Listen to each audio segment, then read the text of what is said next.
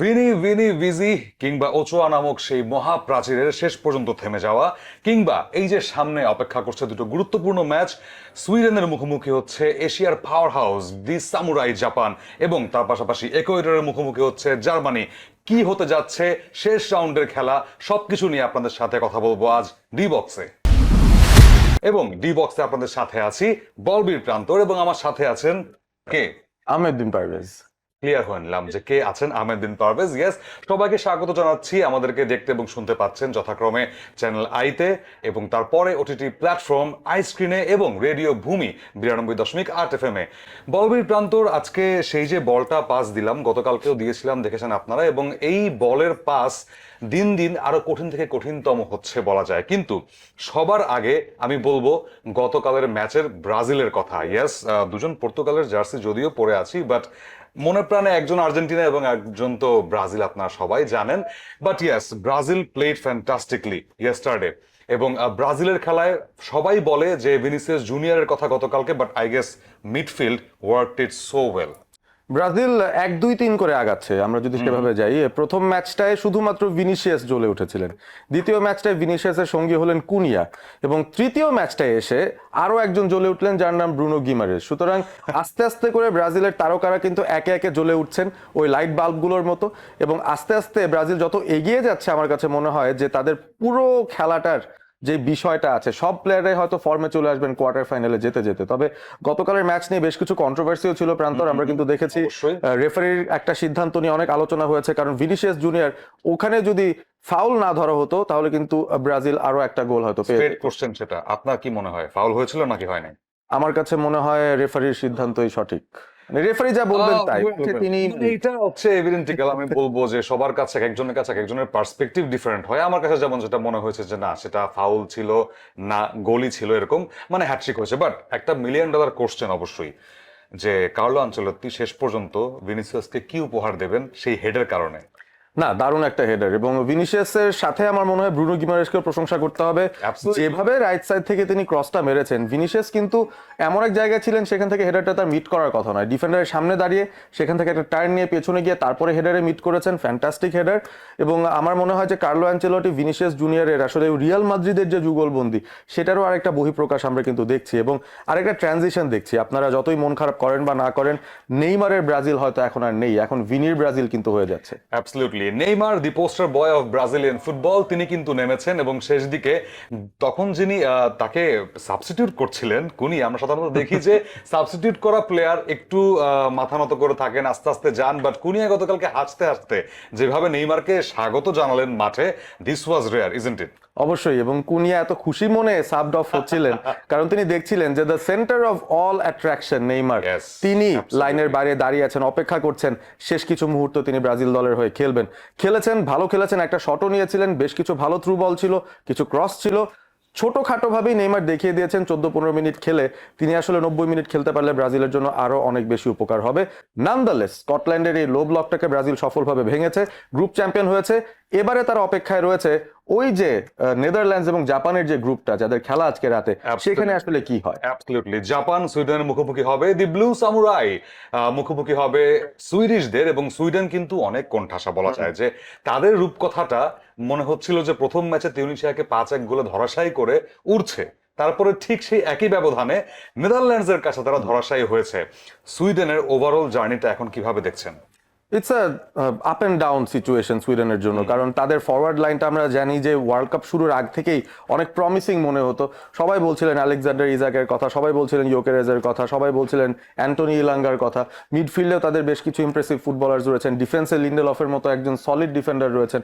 তো ওভারঅল এই দলটার মধ্যে একটা ফ্লেয়ার আছে, গোল করার ক্ষেত্রে তাদের পারদর্শিতা আছে, যেটা একটা ম্যাচে তারা দেখিয়েছে। তবে ডিফেন্সিভলিও যে তাদের দুর্বলতা আছে সেটা কিন্তু পুরোপুরি ব্যবহার করেছিল নেদারল্যান্ডস। তো ওভারঅল আমার কাছে মনে হয় জাপানের এই টেকনিক্যাল গেমের কাছে সুইডেনের আজকে একটু সমস্যা হতেই পারে।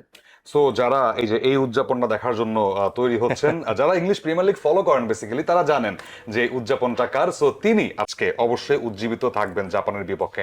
বাট জাপানের কথা বলতে হয়, কামাদা স্পেশালি তার কথাটা বলতে হয়। তিনি যেভাবে প্রত্যেক ম্যাচে একটা দুর্বোধ্য রানিং নিচ্ছেন, তিনি তাকে রোধ করা যাচ্ছে না, আটকানো যাচ্ছে না। What about him? দুটো ম্যাচে গোল পেয়েছেন কামাদা। দাইচি কামাদাকে আমরা সাধারণত ক্রিস্টাল প্যালেসে যখন খেলেন অতটা উপরে উঠতে কিন্তু দেখি না, একটু ডিফেন্সিভ রোল থাকে তার। তবে এই জাপান দলটায় একটা মজার বিষয় হচ্ছে সবাই দেখতে এতটাই একই রকম, প্রতিপক্ষ কিন্তু কাকে মার্ক করে কাকে রাখবে সেটা নিয়ে অনেক সময় বিপাকে পড়ে যায়। তো হয়তো তারা ভাবছে আমি কামাদাকে গার্ড দিচ্ছি, কিন্তু হয়তো গার্ড দিচ্ছেন উয়েদাকে, কামাদা মাঝখান দিয়ে চলে যাচ্ছেন। তো এই বিষয়গুলো কিন্তু জাপান খুব ভালো ব্যবহার করে, দ্য ডিসেপশন, এবং একজনের জায়গায় আরেকজন রিপ্লেসমেন্ট বোঝা যাচ্ছে না, ঠিক যেমন আহমেদ বিন পারভেজ অলস্পোর্টে কাকে রিপ্লেস করছে বলা যায় না। সো জাপান আমি আছি, বাট আমি আমার ওই অলস্পোর্ট এবিপির জার্সিটা ধার নিয়েছি আর কি, এটাই আর কি। তো এই সিচুয়েশনটা আমার কাছে মনে হয় যে জাপান তাদের খুব ভালো একটা সম্ভাবনা রয়েছে সুইডেনকে হারিয়ে এই গ্রুপে একটা তাক লাগানো পারফরমেন্স দিতে। আশাও করছি যে জাপান ভালো কিছু করবে, এবং স্কোর লাইন আমি আগে থেকেই বলে দিই কেমন হতে পারে, 2-1 আমি ধরে নিচ্ছি জাপানের পক্ষে। তো সুইডেনের রাস্তাটা আরো কঠিন হয়ে যেতে পারে আজকে সেক্ষেত্রে। মুভিং টু অ্যানাদার পারসন, যাকে বলবো যে এই বিশ্বকাপের চরিত্র, আমরা সবাই খালি বলছি যে লিওনেল মেসি, ক্রিস্টিয়ানো রোনালদো সেই 2006 থেকে খেলে আসছে, দুর্প্রতিরোধ তারা খেলছে খেলাধুলা, বাট স্টিল তাদের সাথে কিন্তু আরেকজন সেই 2006 থেকে এখন পর্যন্ত খেলে যাচ্ছে, তিনি আর কেউ নন, মেক্সিকোর ওচোয়া। প্রাচীর বলা হয় তাকে মেক্সিকোর, এবং সেটা বলা হবে না কেন। সেখানে 2018 বিশ্বকাপে তিনি থিবো কর্তোয়ার ঠিক পেছনে শেষ করেছিলেন 25টা ক্লিন শিট রেখে, সো মানে 25টা সেভ করে বেসিক্যালি। সো আর থিবো কর্তোয়া করেছিলেন 27টা সেভ সেখানে। সো তিনি একটা ডিফারেন্ট নেম মেক্সিকোর জন্য, ইজন্ট হি? অবশ্যই একজন লেজেন্ড। গুয়েলের্মো ওচোয়া শুরু করেছিলেন ওই রোনালদো মেসিদের মতো 2006, এবং এটা তার ষষ্ঠ বিশ্বকাপ ছিল, এবং তিনি কিন্তু এরই মধ্যে আন্তর্জাতিক ফুটবলকে রিটায়ারমেন্ট এর ঘোষণা সেটা দিয়ে ফেলেছেন। ইয়েস, এটাই বলতে নিচ্ছিলাম যে গতকাল রাত্রে ম্যাচ যখন তিনি বদলি নামলেন একজন কিপারের, এবং এই বিশ্বকাপে প্রথম দেখা গেল সেটা, এবং তিনি তখনই ম্যাচ শেষ করে বলে দিয়েছেন যে দ্যাটস দ্য এন্ড। এবং কি বর্ণাঢ্য একটা ক্যারিয়ার বলতে হচ্ছে ওচোয়ার, ইজন্ট ইট? অবশ্যই ট্রফি ছাড়া যদি খুব ভালো একটা ক্যারিয়ার থাকতে পারে কোনো গোলকিপারের, সেটা তারই ছিল। এবং মেক্সিকোর হয়ে এবার যখন তিনি স্কোয়াডে ছিলেন আমরা জানতাম যে তাকে হয়তো স্টার্টিং 11 আমরা দেখবো না, তিনি হয়তো থার্ড চয়েস কিপার থাকবেন। তবে মেক্সিকো তাকে যে সম্মানটা দেখিয়েছে, অন্তত বেঞ্চ থেকে নামিয়ে তাকে কিছুটা সময় ম্যাচ খেলতে দিয়েছে তার শেষ ইন্টারন্যাশনাল গেমে, সেটার জন্য অবশ্যই মেক্সিকোকে একটা ধন্যবাদ জানাতেই হয়। তারা তাদের লেজেন্ডকে একটা দারুণ বিদায় দিয়েছে, এবং ওচোয়ার লেজেন্ডটা 2010, 14, ইভেন 18-তে তার পারফরমেন্স আমাদের সবার মনে থাকবে। একটা স্মরণীয় মোমেন্ট যদি বলতে চান? আমি তো আসলে অত পেছনে রিকল করতে চাইছি না, কারণ কিছু মোমেন্ট আছে যেখানে আসলে তিনি আমার প্রিয় দলগুলোর এগেইনস্টে ভালো করেছেন, এই কারণে আমি আসলে মেনশন করতে চাই। আমার কাছে একটাই মোমেন্ট থাকবে ডেফিনেটলি যদি আমাকে জিজ্ঞেস করেন, সেটা হচ্ছে রবার্ট লেভানডস্কির সেই পেনাল্টি ঠেকিয়ে দেওয়া। দ্যাট ওয়াজ সামথিং, যে রবার্ট লেভানডস্কি তখন ফর্মের তুঙ্গে পোল্যান্ডের হয়ে, বাট সেই 2022 সালের বিশ্বকাপে তার শটটা ঠেকিয়ে ওচোয়া যেভাবে উদযাপন করছিলেন, দ্যাটস সামথিং। এটাই কিন্তু ফুটবল এবং ফুটবলের বৈচিত্র্য। অবশ্যই মুভিং টু ইকুয়েডর জার্মানি, তার আগে অবশ্যই বলে নিচ্ছি যে সেখানে ব্রাজিল, এই যে জাপান, নেদারল্যান্ডস এবং সুইডেনের গ্রুপ থেকে আই থিংক মোস্ট প্রবাবলি তারা জাপানের মুখোমুখি হতে যাচ্ছে সেকেন্ড রাউন্ড, অর্থাৎ রাউন্ড অফ 32-তে। কতটা কঠিন ভাবছেন সেই ম্যাচটা ব্রাজিলের জন্য? কঠিন হতে পারে, আমার মনে হয় বেশ কঠিন হতে পারে। তবে ব্রাজিলের জন্য যে চিন্তার ব্যাপারটা, সেটা হচ্ছে জাপানের সঙ্গে তারা রিসেন্টলি কিন্তু খেলেছে, এবং সেই ম্যাচটাই আমার পরিষ্কার মনে আছে 2-1 গোলে ব্রাজিল এগিয়ে থাকার পর জাপান ওই যে সেকেন্ড হাফে তাদের একটা রিসার্জেন্স হয়, সেটার থেকে তারা আরো দুটো গোল বের করে 3-2 ম্যাচ কিন্তু জিতেছিল। সো রিসেন্ট হিস্ট্রিতে ব্রাজিলের জাপানের সঙ্গে রেকর্ড খুব একটা ভালো নয়, এবং সেটাই ব্রাজিলের শঙ্কার কারণ হতে পারে। তবে ওই যে বলছিলাম 1, 2, 3 একটা একটা করে প্লেয়ার জ্বলে উঠছেন বাল্বের মতো করে। সো ব্রাজিল হয়তো জাপানের সঙ্গে দেখা যাবে আরো 2-1 যাদের কাছ থেকে এক্সপেকটেশন আছে, ক্যাসেমিরোর কথা বলা যায়, হয়তো তিনি জ্বলে উঠতে পারেন। আছেন লুইস পাকেতা, তিনি আস্তে আস্তে ছন্দে ফিরতে শুরু করেছেন। এবং কালকে দেখলাম যে গ্যাব্রিয়েল মাগালেশ, তিনি কিন্তু বেশ ভালো, প্রত্যেকটা স্পটে খুঁজে পাওয়া গেছে।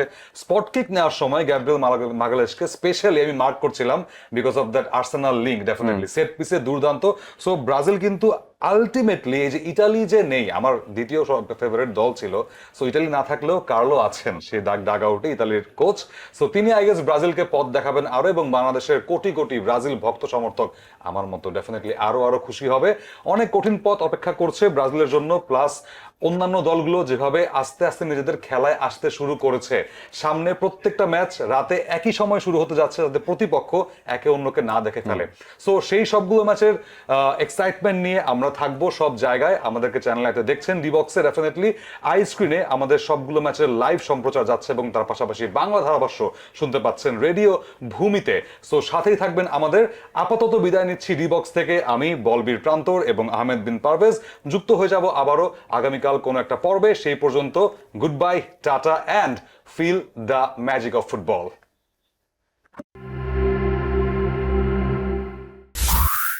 Radio Bhoomi 92.8 FM।